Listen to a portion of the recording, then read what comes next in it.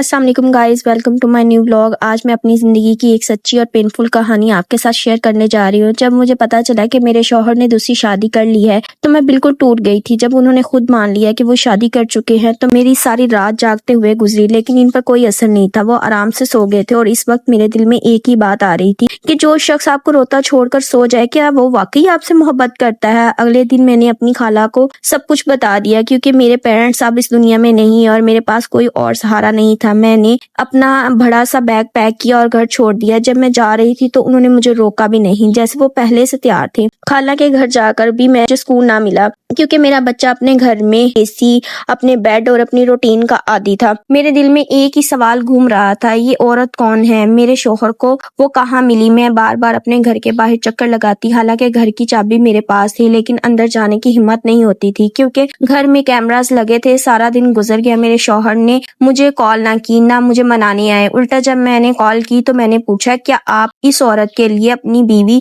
और 2 बच्चों को छोड़ सकते हैं? तो उन्होंने बहुत कूल टून में जवाब दिया, अपने दिमाग से ये गलत फहमी निकाल दो कि मैं तुम्हारी खातर उसे छोड़ूंगा। और मुझे कहते हैं तुम्हें जिंदगी की सहूलियात मिलेगी, लेकिन मैं नहीं। ये सुनकर मेरे दिल को बहुत बड़ा धचका लगा। इसी दिन मेरी दोस्त मोना से बात हुई। वो कहने लगी, अगर तुम इसे छोड़ दोगी तो लोग तुम्हें बुरा कहेंगे, क्योंकि तुम्हारे पास ना घर है ना सपोर्ट, और अगर साथ रहोगी तो कम से कम बच्चों का बाप और जिंदगी की सहूलतें तो मिलेंगी। फैसला तुम्हारे हाथ में है, मैं depend on you. I hope तुम अच्छा फैसला करोगी। मैं बहुत कंफ्यूज थी, दोनों तरफ कॉम्प्रोमाइज था। फिर मैंने अल्लाह पर तवक्कल करके वापस घर जाने का फैसला किया। जैसे ही मैं घर वापस आई, 5 मिनट बाद मेरे शौहर की कॉल आ गई। वो जान चुके थे कि मैं वापस आ गई हूँ। उन्होंने कहा, तुम कहाँ हो? मैं लेने आ रहा हूँ। गर्मी बहुत है, बच्चा गर्मी में बीमार हो जाएगा। सारा दिन उन्हें इस बात का ख्याल नहीं आया कि गर्मी है और बच्चा बीमार हो जाएगा, लेकिन इससे पहले इन्हें कोई फिक्र नहीं थी। मैंने कहा, अब जरूरत नहीं है। उन्होंने कहा, अच्छा ठीक है।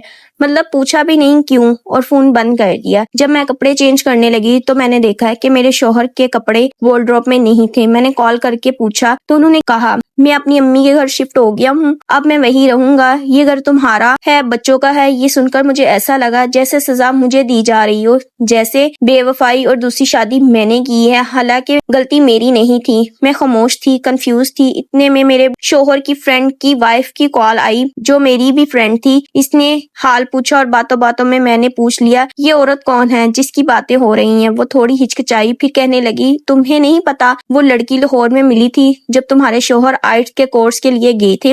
वहां से ये सब कुछ तकरीबन 2 साल से चल रहा है। वो बहुत क्लेवर लड़की है और वो तुम्हें डिवोर्स तक दिलवाना चाहती है। मैं बिल्कुल शॉक्ड रह गई। इसने मजीद कहा, तुम घर मत छोड़ना, शायद तुम्हारी प्रेगनेंसी सब कुछ बदल दे, तुम्हारी जिंदगी भी और तुम्हारे शौहर का दिल भी। लेकिन मेरे दिल में एक ही सवाल था, क्या वाकई ना सब कुछ होने के बाद भी बदल सकता है, या सब कुछ खत्म हो चुका है? और इस दिन मुझे एहसास हुआ कि मर्द उम्र के किसी भी हिस्से में बेवफाई कर सकता है। मोहब्बत, ट्रस्ट और रिश्ते सब कुछ एक पल में बदल सकते हैं। आपको क्या लगता है कि मुझे आगे क्या फैसला करना चाहिए था? और इसी सवाल के साथ मेरी ये कहानी एक ऐसे मोड़ पर आकर रुक जाती है जहां दिल भी खामोश है और आंखें भी।